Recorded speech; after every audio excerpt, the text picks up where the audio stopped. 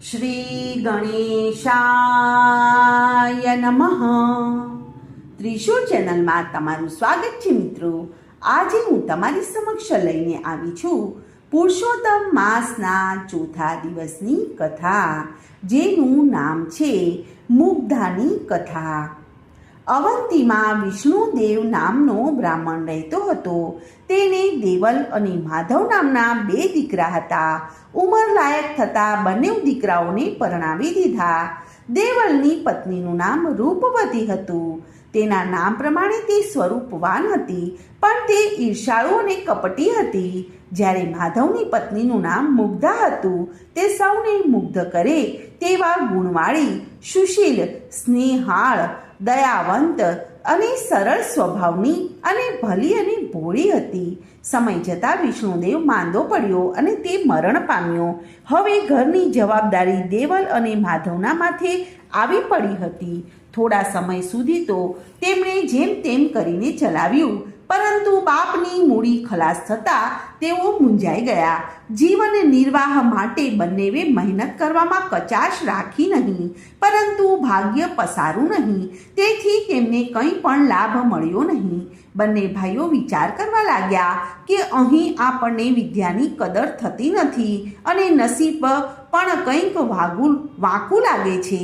માટે પરદેશ આપણે જઈએ. પરદેશમાં સારી એવી કમાણી કરી શકીશું. ત્યાં આપણી વિદ્યાની કદર થશે. આમ બંને ભાઈઓએ પરદેશ ખેડવાની તૈયારી કરી. જતા પહેલા માધવને થયું કે મારી ગેરહાજરીથી મારી પત્ની મુગ્ધા અકળાઈ અને મૂંઝાઈ જશે, માટે મોટી ભાભીને ભલામણ કરતો જાઉં.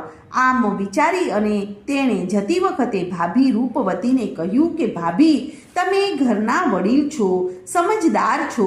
મારી ગેરહાજરીમાં તમે મુગ્ધાનું ધ્યાન રાખજો. તેને ઓછું આવવા દેશો નહીં. કોઈ વેળા તેનાથી કંઈ પણ ભૂલ થઈ જાય તો તમે મોટું મન રાખીને તેને દોરવણી આપજો અને બંને હળી મળીને રહેજો. બંને ભાઈઓ પરદેશ કમાવા માટે ગયા પછી રૂપવતીએ પોતાનું અસલ સ્વરૂપ પ્રગટ કર્યું. તે મુગ્ધાને કારણ વગર પજવવા લાગી અને જેમ તેમ બોલવા લાગી. એક દિવસ રૂપવતીએ રાંધવાની બાબતમાં મુગ્ધા સાથે ખૂબ જ ઝઘડો કર્યો અને તેને ધક્કા માર્યા અને ઠોસા માર્યા અને તમાચા માર્યા અને હડસેલો મારીને ઘરમાંથી મુગ્ધાને બહાર કાઢી મૂકી. તે તો રોતી અને કકળતી પહેરે લુગડે ઘરની બહાર નીકળી ગઈ અને થોડે દૂર એક ઓરડી ખાલી પડી હતી, તેમાં જઈને રહેવા લાગી. ત્યાં આજુબાજુ રહેતા લોકોને મુગ્ધાની હાલત ઉપર દયા આવી. તેઓ નિરાધાર મુગ્ધાને વાસણ કૂસણ દાણા દૂણી આપી આવ્યા. તેથી મુગ્ધાને રાહત થઈ ગઈ. તે લોકોના ત્યાં કામકાજ કરીને પોતાનું ગુજરાન ચલાવવા લાગી. મુગ્ધા ભોળી અને સરળ સ્વભાવની હતી. કોઈનું કામ કરી છૂટે તેવી ભોળી હતી. તે કોઈ વેળા રૂપવતીને ત્યાં પણ ખબર પૂછવા જતી અને ઘરનું બધું જ કામકાજ કરી આપતી હતી. પણ રૂપવતીને તો તેના કોઈ પણ જાતનો ગુણ ન હતો. દુષ્ટ સ્વભાવની રૂપવતીમાં કોઈ પણ સારો ગુણ દેખાતો જ ન હતો. તે તો અભિમાનની પૂતળી હતી. તે દંભ કરવામાં પાવરધી હતી. એવો દંભ કરતી કે ભલભલા છેતરાઈ જાય. ધર્મ ધ્યાનમાં જરાય શ્રદ્ધા ન હતી. પણ બની ઠણીને સાંજ પડે એટલે દેવદર્શને જાય, કથા વાર્તા સાંભળવા જાય, અમસ્તુ અન્ન વસ્ત્રનું દાન આપે. આ બધું તે લોકોને દેખાડવા માટે કરતી હતી. આમ કરતા અધિક પુરુષોત્તમ માસ આવ્યો. અવંતીના નર નારીઓએ વ્રત ચાલુ કર્યા. સવારે વહેલા ઉઠીને નદીએ સ્નાન કરવા જાય, કાંઠા ગોરમાની વાર્તા સાંભળે, દાન પુણ્ય કરે અને દેવ દર્શને જાય. મુગ્ધા એટલી બધી ભોળી હતી કે પુરુષોત્તમ વ્રતની અને તેના મહિમાની તેને મુદ્દલ ખબર જ ન હતી. જ્યારે રૂપવતીને તેણે હાથમાં પૂજાનો થાળ લઈને નદીએ નાવા જતા જોઈ, ત્યારે તેને ખ્યાલ આવ્યો કે તે કોઈ વ્રત કરે છે. તે વ્રત જાણવાની તેને ઈચ્છા થઈ. એટલે રૂપવતી પાસે વ્રત શાનું છે, શું વિધિ છે તે અંગે તેણે પૂછ્યું. ત્યારે રૂપવતીએ છણકો કરીને તેને કંઈ પણ જવાબ ન આપ્યો અને તેને કાઢી મૂકી. આથી મુગ્ધાને ઘણું દુઃખ થયું. તે ઘર તરફ પાછી ફરતી હતી ત્યાં રસ્તામાં રૂપવતીની બહેનપણી શ્યામા મળી. તેના નામ પ્રમાણે જ તેના ગુણ હતા. તેનું મુખ તો ભોળું હતું પણ તે મનની મેલી હતી અને કૂડ કપટમાં તે રૂપવતીથી 4 હાથ ચડે તેવી હતી. તે મીઠી મીઠી વાતો કરતી પણ એ વાતોમાં ઝેર ભર્યું હોતું હતું. મુગ્ધાને દુઃખી અને નિરાશ જોઈને શ્યામાએ પૂછ્યું કે કેમ બહેન, આજે તું આટલી બધી ઉદાસ કેમ છો? તારે માથે કંઈ દુઃખ આવી પડ્યું છે? મારાથી શક્ય હશે તો હું તારા દુઃખના ભાગીદાર બનીશ અને તને મદદરૂપ બનીશ. ભોળી મુગ્ધા શ્યામાના શબ્દોથી ભોળવાઈ ગઈ. તેણે શ્યામાને પૂછ્યું કે અત્યારે બધા નર નારીઓ વ્રત કરી રહ્યા છે અને મને પણ આ વ્રત કરવાની ઈચ્છા છે. હું આ વ્રત વિશે કંઈ પણ જાણતી નથી. મારી જેઠાણીને પૂછ્યું તો તેમણે મને ધૂતકારી કાઢી. બહેન, તમે આ વ્રત વિશે જાણતા હોય તો મને કહો ને. ત્યારે હલકા પ્રકૃતિની શ્યામાએ મુગ્ધાને હેરાન કરવા માટે તેણે પુરુષોત્તમ વ્રતની અવળી વિધિ બતાવતા કહ્યું કે આ અધિક માસનું નામ મલમાસ છે. આ વ્રત 2 પ્રકારે થાય છે. એક તો આ બધા કરે છે, સવારે ઉઠીને સ્નાન કરવું, કાંઠા ગોરમાનું પૂજન કરવું, કથા વાર્તા સાંભળવી, દાન દક્ષિણા કરવી, એક ટાણું કરવું, પુરુષોત્તમ ભગવાનની ભક્તિ કરવી. આ એક પ્રકાર થયો. જ્યારે બીજો પ્રકાર ગુપ્ત છે. ઘણા લોકો આ પ્રકાર વિશે જાણે છે. હું આ ગુપ્ત પ્રકારની વિધિ જાણું છું. આ બીજી વિધિ તત્કાળ ફળ આપનારી છે. તેનાથી તારું દુઃખ જલ્દી દૂર થઈ જશે. બહેન, મને તમે જે ગુપ્ત વિધિવાળું વ્રત કહો છો તે જણાવો. તે વ્રત જ મારે કરવું છે. શ્યામા હસીને બોલી કે તો સાંભળ.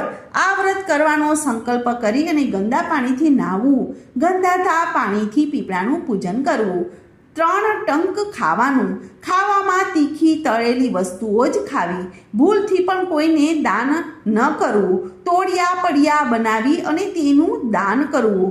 તું આટલું કરીશ તો તને બધું જ દુઃખ તારું નષ્ટ થઈ જશે અને તું સમૃદ્ધવાન અને સુખી થઈ જઈશ. ભોળી મુગ્ધા આ શ્યામાની છેતરણામણીવાળી વાતથી ભોળવાઈ ગઈ. તેણે તો શબ્દનું પાલન કર્યું.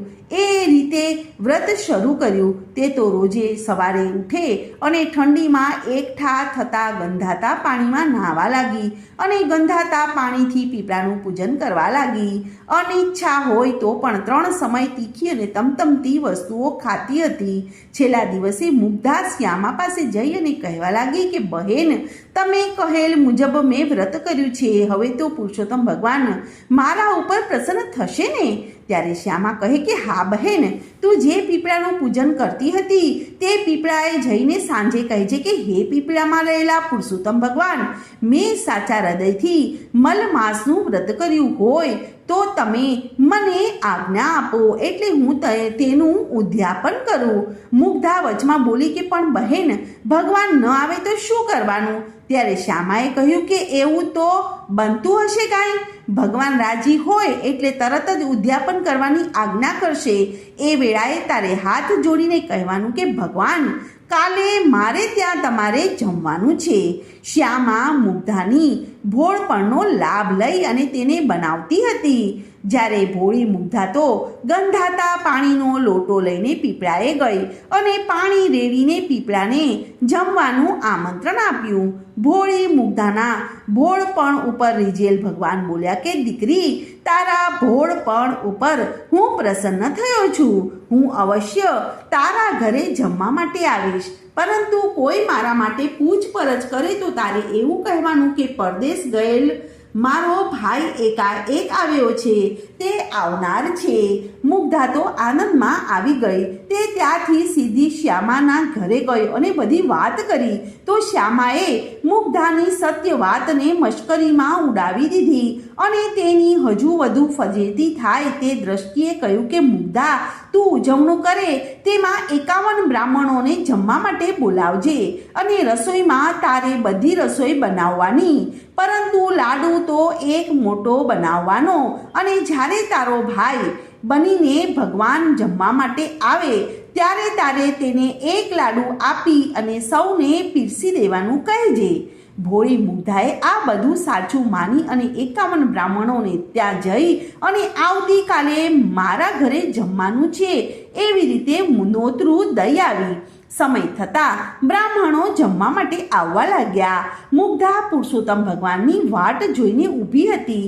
તે બ્રાહ્મણોને કહેવા લાગી કે થોડીક જ વારમાં મારો ભાઈ આવે છે અને પછી તમને બધાને જમવા માટે હું બેસાડું છું. રૂપવતી પણ 101 બ્રાહ્મણોને જમવા માટે ના આમંત્રણ આપી આવી હતી. તેણે રસોઈની પૂરતી તૈયારી કરી રાખી હતી. ધીમે ધીમે તેને ત્યાં પણ બ્રાહ્મણો જમવા માટે આવવા લાગ્યા. સમય જેમ જેમ વીતતો ગયો તેમ મુગ્ધાને ચિંતા થવા લાગી. તેણે મનોમન પુરુષોત્તમ ભગવાનને યાદ કર્યા. એવામાં ત્યાં આગળ એક તેજસ્વી જુવાન આવ્યો અને બોલ્યો કે અહીં મુગ્ધાબેન રહે છે. મુગ્ધા તો હર્ષના આંસુ વહાવતી દોડી આવી, ભાઈનો હાથ પકડી લીધો. ભગવાન તો મંદ મંદ હસવા લાગ્યા. મુગ્ધા બોલી કે મારા ભાઈ આજે ઘણા દાડે બહેનને ત્યાં ભૂલા પડ્યા છે. આવો ઘરમાં બેસો, હજુ તો ભૂત દેવોને જમાડવાના છે. મુગ્ધાએ ભગવાનને ઘરમાં લઈ જઈ અને બેસાડ્યા અને પછી બધા બ્રાહ્મણોને જમવા માટે બેસાડ્યા. પતરાળા મૂક્યા અને પણ ભગવાનને એક જ મોટો લાડવો બનાવ્યો હતો તે આપીને કહ્યું કે આ એક જ લાડુમાંથી બધાને જમાડવાના છે. ત્યારે ભગવાનને એક મોટી કાથરોક લીધી અને તેમાં લાડુ મૂકી અને તેના ઉપર કપડું ઢાંકી દીધું અને પછી તેઓ પીરસવા નીકળ્યા.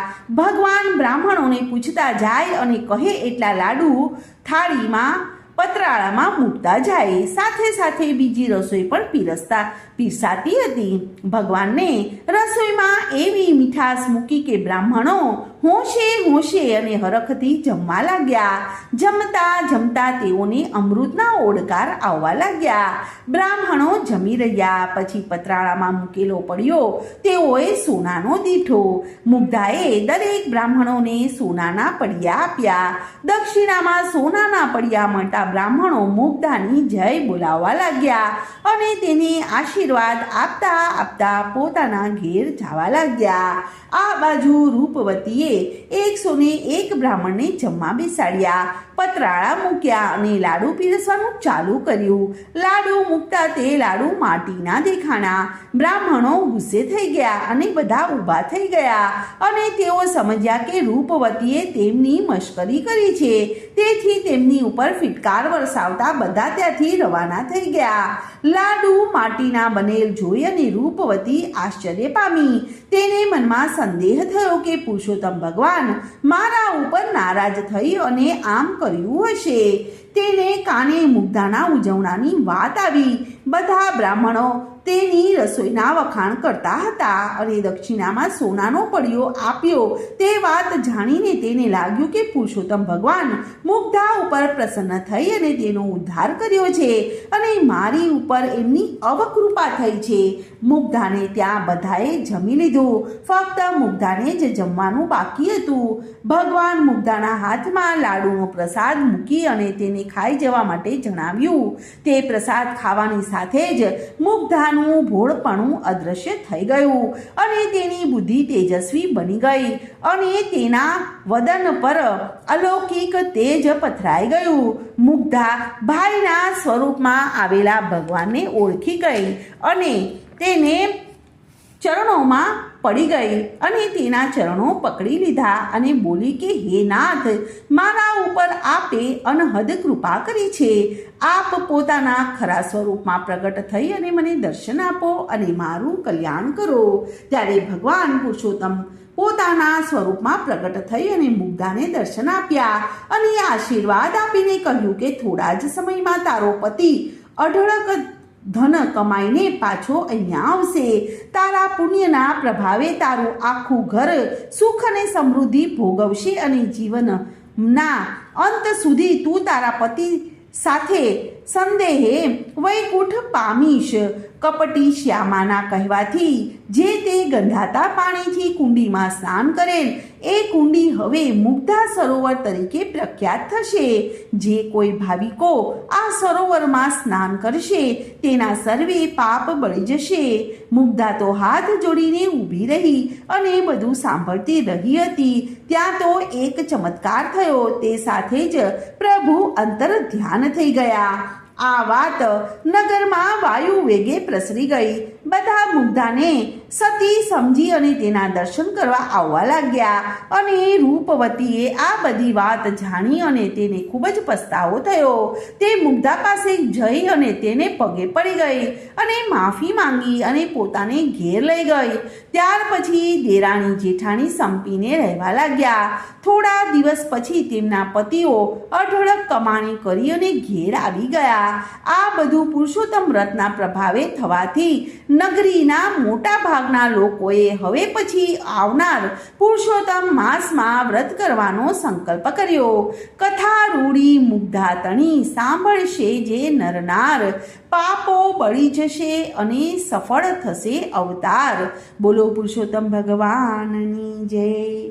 મિત્રો, આજની આ કથાને હું અહીં વિરામ આપું છું. કાલે ફરીથી આવીશ એક નવી કથા અને વાર્તા સાથે. ત્યાં સુધી બધાને મારા જય શ્રી કૃષ્ણ. ધન્યવાદ.